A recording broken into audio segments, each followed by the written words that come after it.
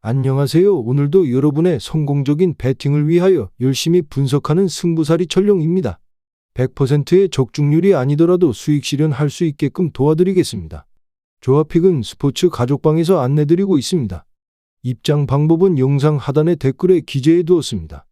가입 권유 일절 없으며 모두가 배팅하는 데 필요한 자료를 무료로 배포해드리니 구독과 좋아요만 부탁드립니다. 감사합니다.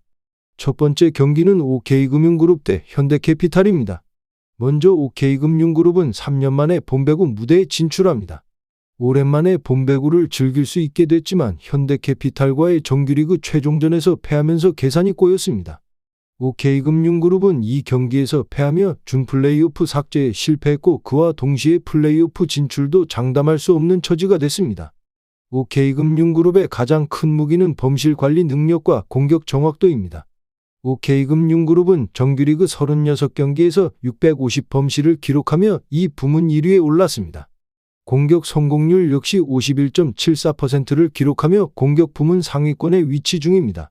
특히 오픈 공격 성공률 부문 1위에 오를 정도로 오픈 공격이 좋은 것이 OK금융그룹의 강점입니다. 결국 플레이오프 티켓을 따내기 위해서는 에이스 레오와 신우진의 활약이 절대적으로 필요합니다. 레오는 정규리그 오픈 공격 1위, 득점, 공격, 서브 부문 2위에 오르며 특급 용병다운 경기력을 뽐냈습니다. 신우진도 6라운드 공격 1위에 오르며 물오른 기량을 자랑했습니다. 현재로선 이들을 제외하고 두 자릿수 득점을 올릴 공격 자원이 마땅치 않기 때문에 레오와 신우진 두 쌍포의 활약에 기대를 걸어봐야 합니다. 다음 현대캐피탈은 지난 시즌 준우승팀이었지만 개막 5연패의 수모를 당하며 최악의 스타트를 끊었습니다. 시즌 중반까지 기대 이하의 성적 부진이 계속되자 현대캐피탈은 칼을 빼들었습니다. 두 번의 우승을 이끌었던 최태웅 감독과의 결별을 택했고 변화를 위한 과감한 선택은 반등의 발판이 됐습니다.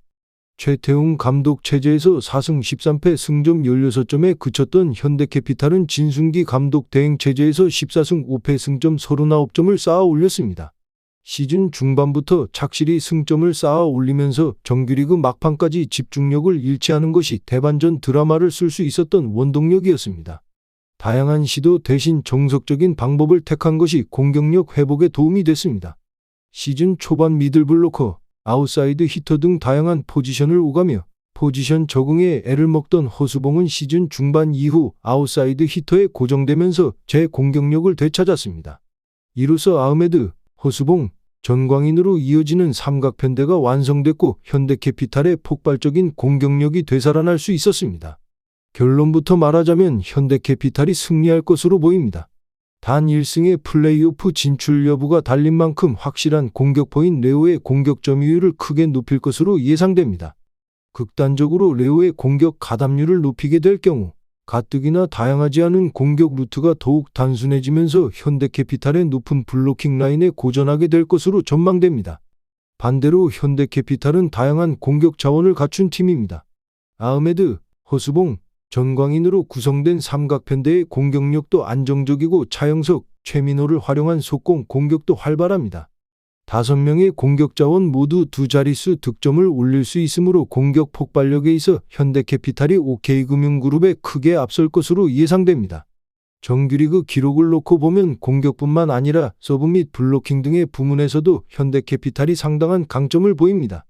따라서 공격과 서브, 블로킹 등 공수에서 우세한 현대캐피탈이 OK금융그룹을 꺾고 플레이오프로 향할 것으로 예측됩니다. 현대캐피탈의 승리를 추천드립니다.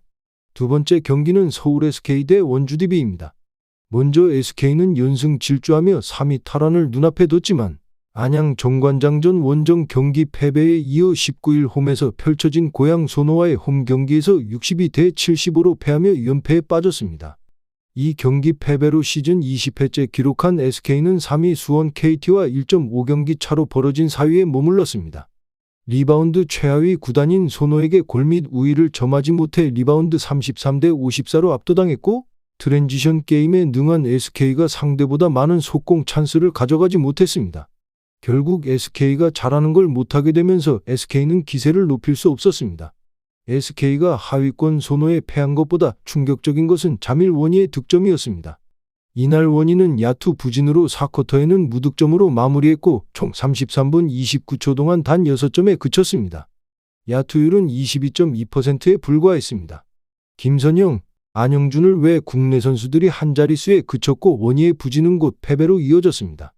다음 DB는 지난 14일 KT 상대로 승리를 거두며 우승을 확정짓고 난 후 2경기 연속 장거리 원정을 떠났지만 연패하며 우승 기세를 이어가지 못했습니다. 16일 울산 현대모비스, 17일 창원 LG와의 백투백 경기에서 패한 DB는 시즌 12패를 기록했습니다. DB는 원정 2경기에서 모두 연패 늪에 빠졌지만 정규리그 우승컵을 손에 쥔 이후 DB는 주전과 벤치를 로테이션을 돌려가며 경기를 운영해 식스맨들의 몸 상태를 체크할 수 있었습니다. 또한 무기력하게 패하지 않고 2경기 모두 접전 끝에 89대 95, 88-92로 패하며 아쉬움을 남겼습니다. 현대모비스전에는 제프 위디가 선발로 뛰며 19분 58초 동안 23득점을 기록했고 LG전에서는 디드릭 로슨이 스타팅 라인업에 이름을 올리며 27분 59초 동안 20득점 8리바운드로 활약했습니다. KBL 내 다른 구단과 달리 DB 외국인 선수 2명 모두 제 몫을 다하며 팀의 득점력을 높이고 있습니다. 결론부터 말하자면 최근 연패에 빠진 두 팀이 만나지만 두 팀의 상황은 다릅니다. 홈팀 SK는 최근 2경기 평균 70득점으로 득점력이 전반적으로 약해지며 연패에 빠졌습니다. 특히 팀 내 득점력을 책임지던 원희가 부상 이탈이 아닌 정상 컨디션으로 한 자릿수 득점에 그친 것은 SK에게 위기나 다름없습니다. DB 역시 연패에 빠져 있지만 상황은 SK와 다릅니다. DB는 여전히 위협적인 공격력으로 상대팀과 접전을 펼쳤으며 코트 위 국내외 선수 모두 제 몫을 해내고 있습니다. 다만 원주 산성의 핵심인 김종규가 부상으로 이탈하면서 DB의 골밑이 헐거워졌습니다. 비록 DB 선수들이 3경기 연속 장거리 원정으로 피로도가 높아진 상태지만 최근 득점력이 저조한 SK 상대로 승리를 거두며 가장 먼저 연패에서 탈출할 것으로 전망됩니다. 원주 DB의 승리를 추천드립니다. 세 번째 경기는 안양 정관장 대 한국가스공사입니다.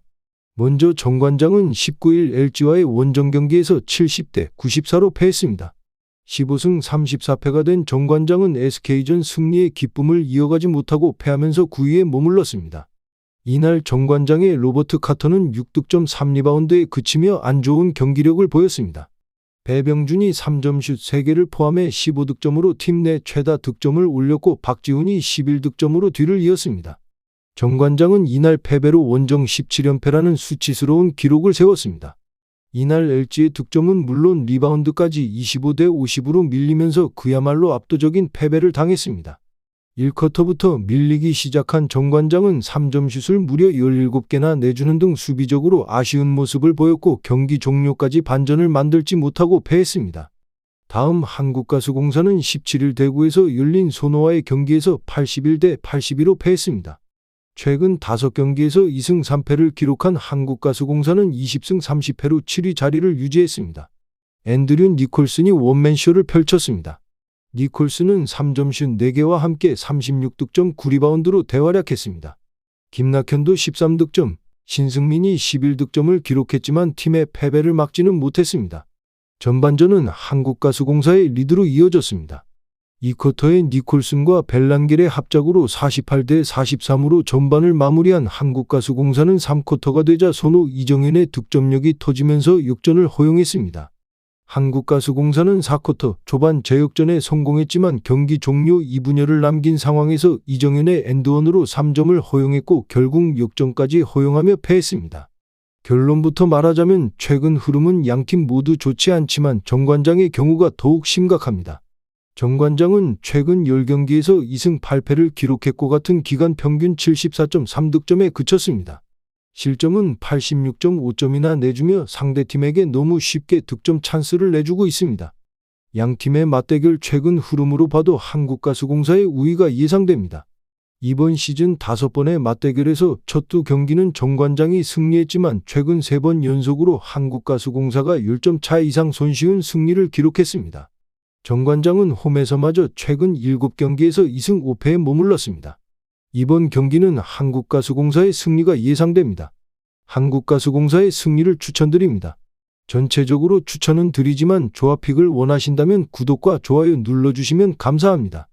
배팅하시는데 도움이 되셨다면 구독과 좋아요 부탁드립니다. 영상 시청해주셔서 감사합니다.